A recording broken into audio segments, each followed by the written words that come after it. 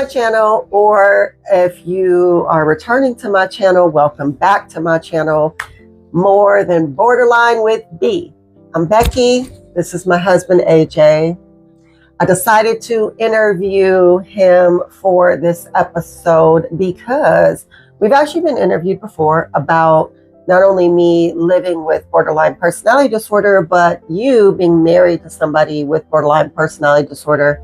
And I'm not the only person with mental issues in his life that he's had to deal with. So he's had quite a bit of practice. Now, there's a few things that I'd like to ask you and like to talk through for our audience. First, because when I started this channel, I was in remission. I did think it would be great to have somebody who could kind of speak to all of my personalities and the Calypso side of me, which you guys have not seen, thankfully. So, Calypso. How long have you been married to B? Too long. This is what I deal with. And let's be perfectly clear. It's not like anybody is scot-free of mental issues. I got my own as well. I battle my own demons. But you're kind of the same person all the time. Like you might have ups and downs, but you don't like become somebody else. Well, I become Judas in my mind. Yeah, the whole interview will probably be like this because if you watch our other channel or wrestling channel, you will know this is just how we are. So okay, we'll be serious. Hello. There's nothing serious about us as a couple. It's good to be here. We laugh. That's why we've been together so long. So we've been married for 20 years. 20 years. We're going to be 21 this year, right? Or is it? This one. 20. Since 2003, folks. Oh, 21 years. So this year will be 22 years in a few months. What? I was close. Okay, so anyway. So you're the one who said we've been married too long. So, okay, so let's get to the interview. And we're back. Okay, so we always have interruptions around here. That's just the reality of being busy. Get your hand out my pocket! What? Oh, I guess we do need to address your mental illness. If there's any doctors watching this, if you guys could know. So, number one, I'm trying to think. Did I have the diagnosis? I think I had the diagnosis when we met already. Yes, I believe I did. I don't know that we really discussed it a lot, but I was definitely in the Calypso, what I call the black phase of my life, where, we talk about life in black and white. And it's like all good or all bad. And so when we first met, I was very angry at God, angry at the world, poor me. And I was acting out accordingly. And yet you, saw through that, or you were attracted to that? What is it that made you go, there's more to all this craziness? Well, first off, let's address the elephant in the room. You said that you were in your black phase. Is that because you were, in fact, dating me?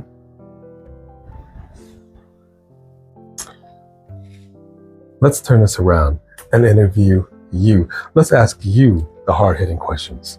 Okay, so I think we've addressed this before, borderline personality, when you say black and white thinking, it's all good or it's all bad. Oh, I see. Not black as in race. Okay. So if we could get back to the interview. Right.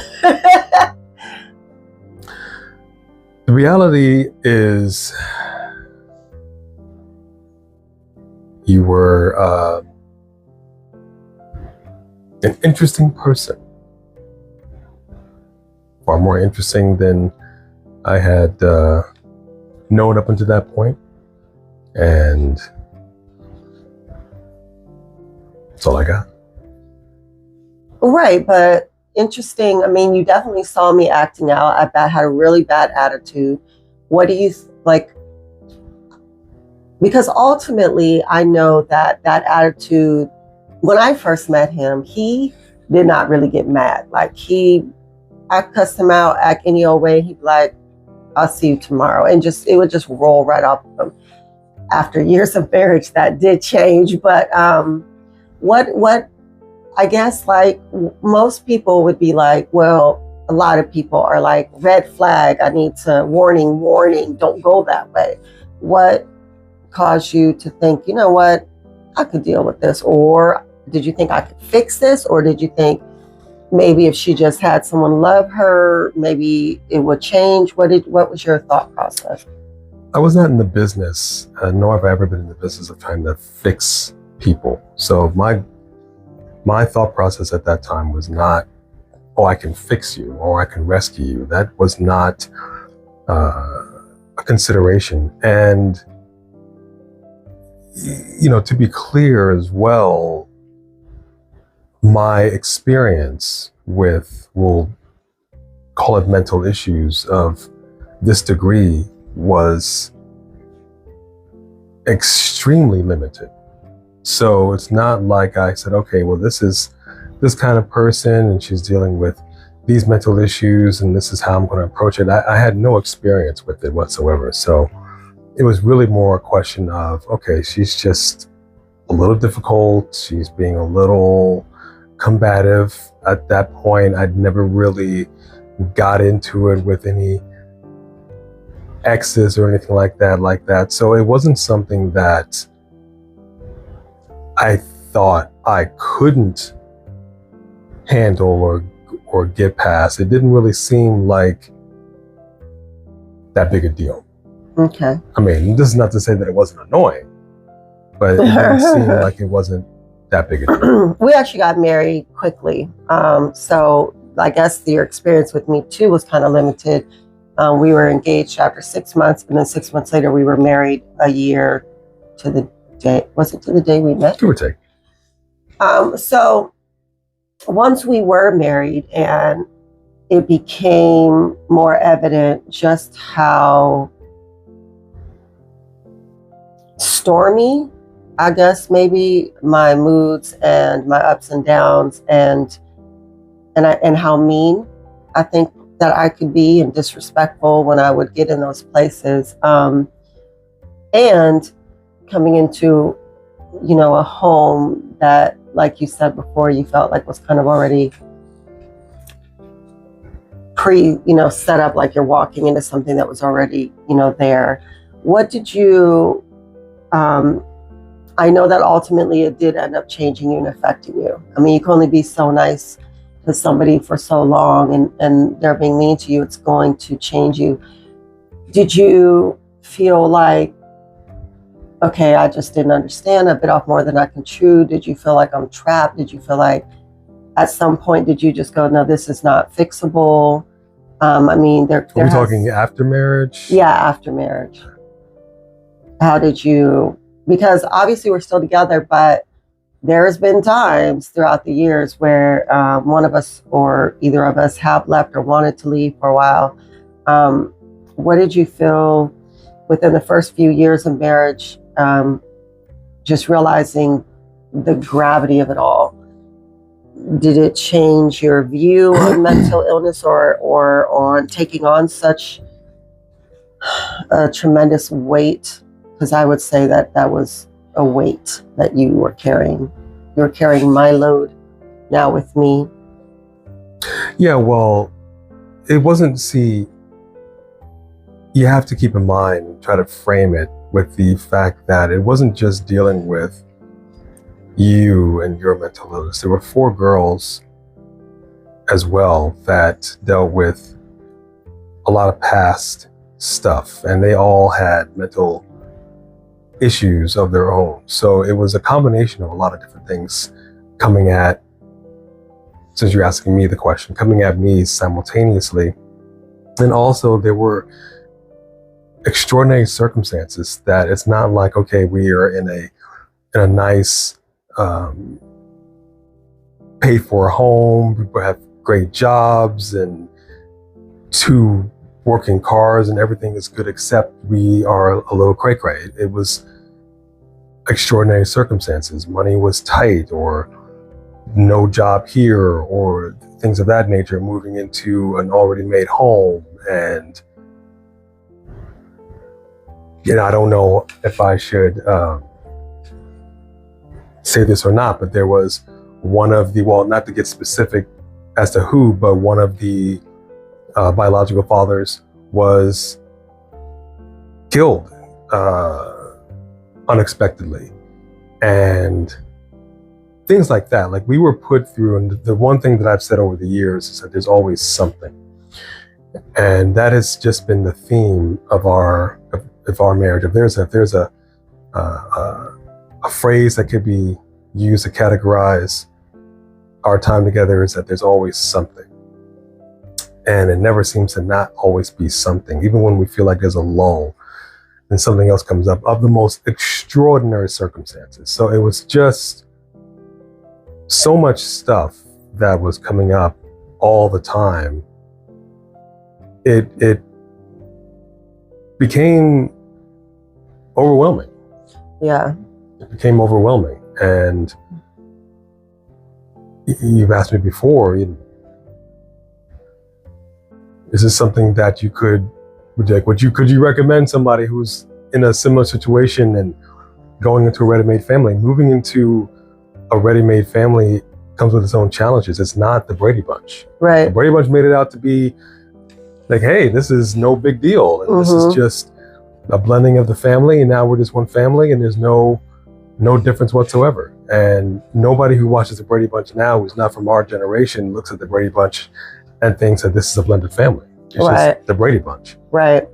Their biggest problem was their cousin Oliver, or not real life stuff. And we dealt with some serious real life stuff, and things I don't wish truthfully on anyone. So it made things extraordinary. Yeah, and I think too that the realities of, so people with mental illness are themselves overwhelmed with life. They're overwhelmed.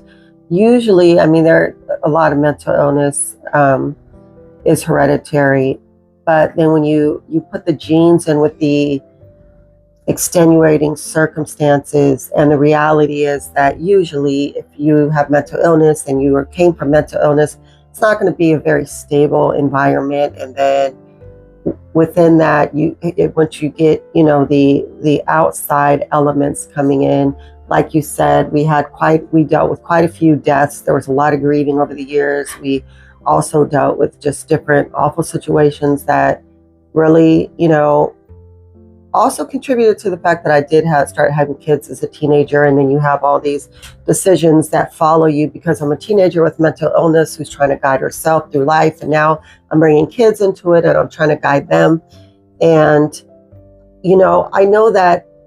I know that underneath my calypso is this person who wants to love people, wants to do what's best for people. Like, you want to do this, let me try to help you. Let me try to do this for you. Like, always trying to be there for people. And I know that part of me is what people love and hold on to.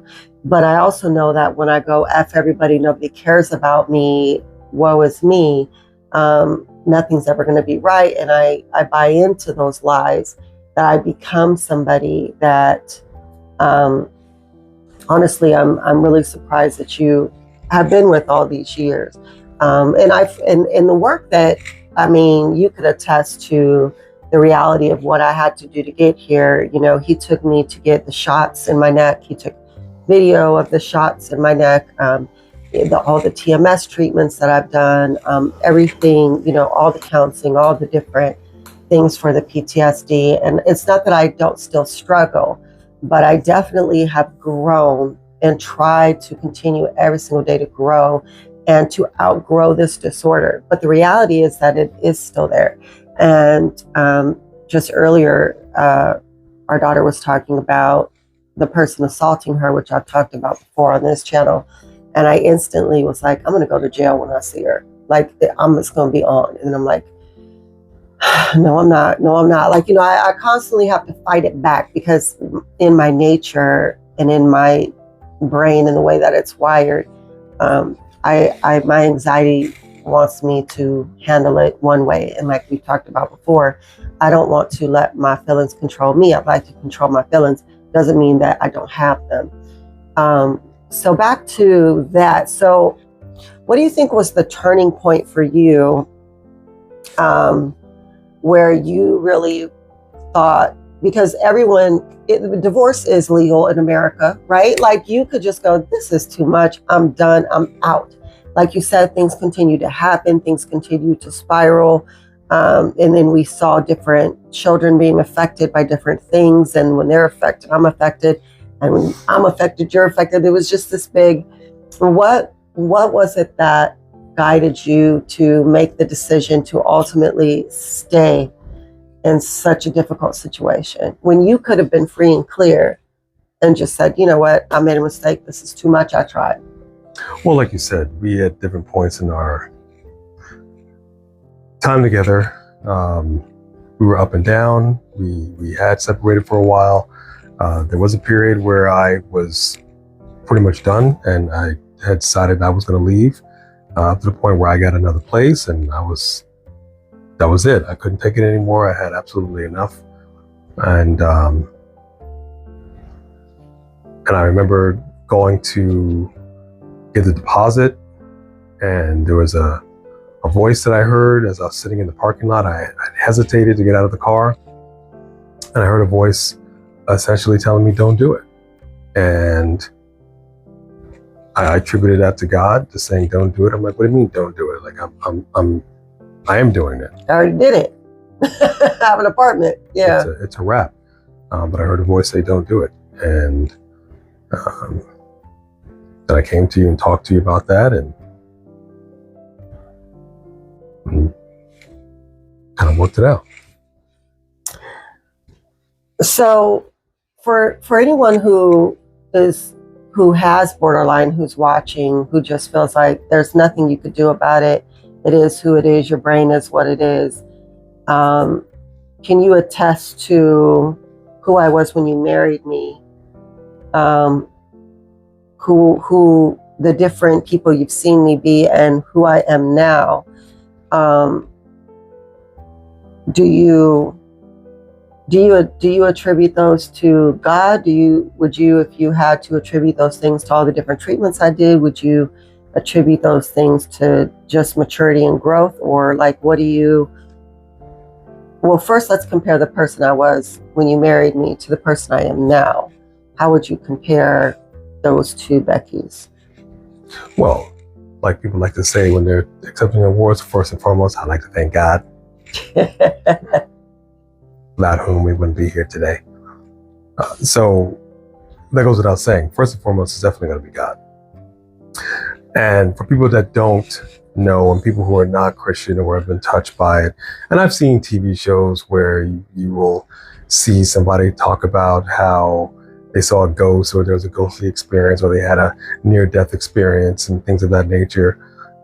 So there's some people that have some kind of semblance of something spiritual other than what they see here. Yeah, there are other spiritual beings that they're not God, but they are, spiritual beings.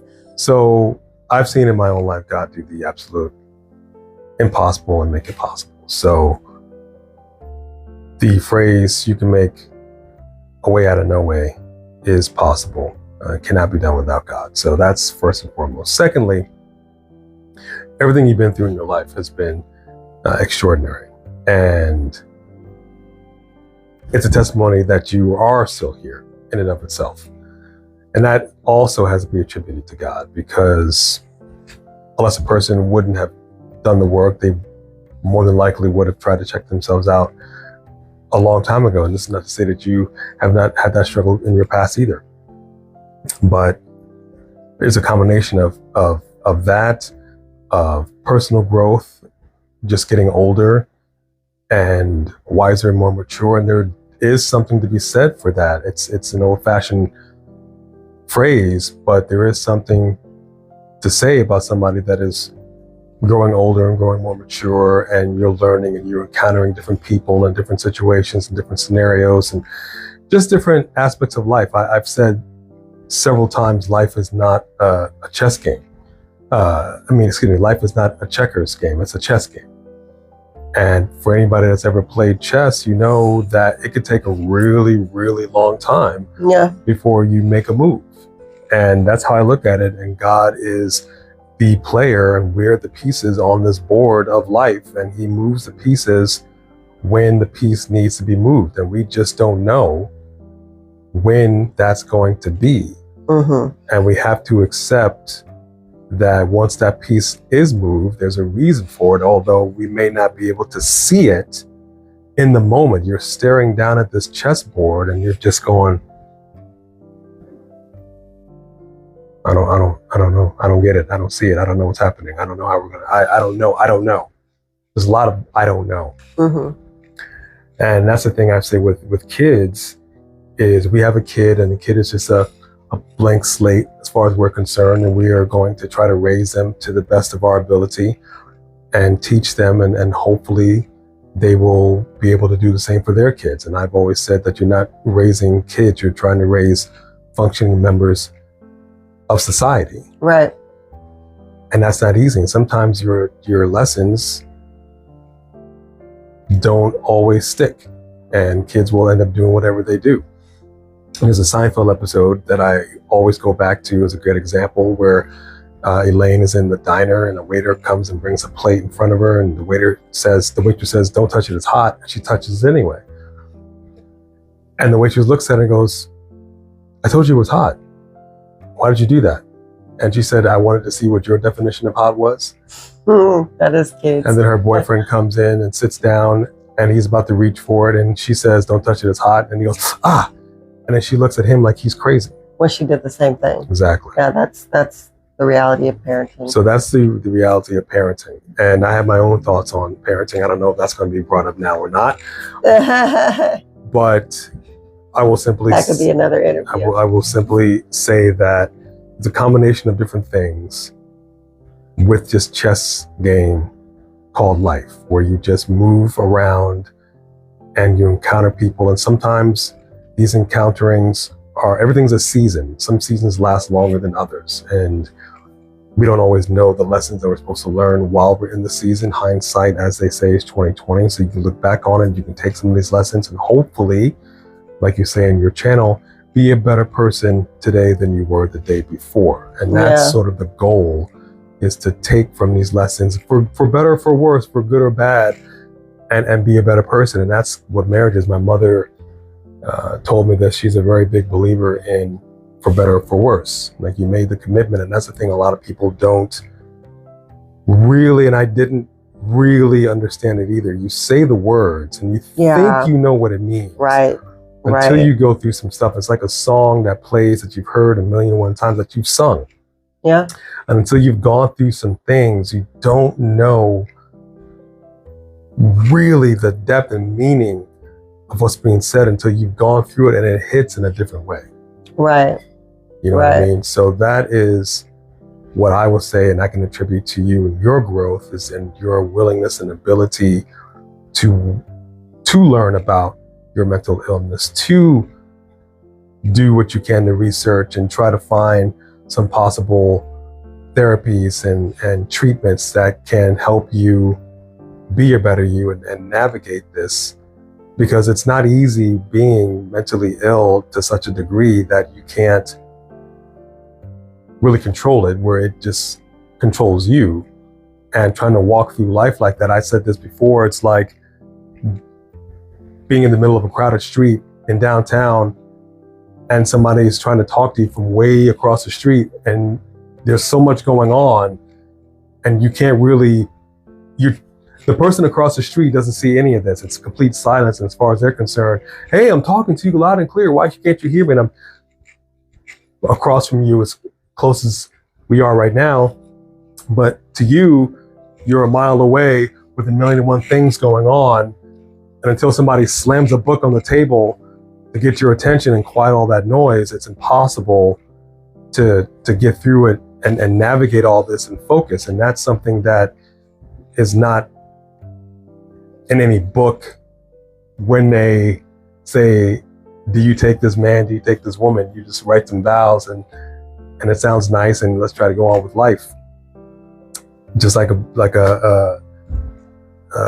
being a first-time parent. I mean, there are plenty of books out there that tell you how to be a parent, but there was always a first, and there were books that were written not with parents in mind of special needs kids. That was a different book that had to be written at some point. Right. You can write all the books you want, but if I have a special needs kids, if I have a Helen Keller, like, you can't tell me how to work. Right. Exactly. So there has to be a first of something, and it's just the ability to want to grow, and there's going to be some growing pains going through that, which you've gone through a lot.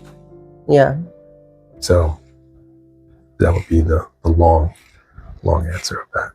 And we're going to give you the rest of this interview next Friday. Come back. We are? Wait, we're doing this again?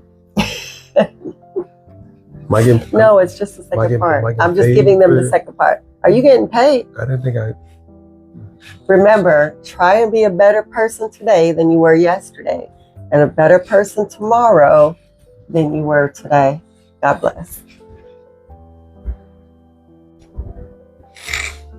Wow.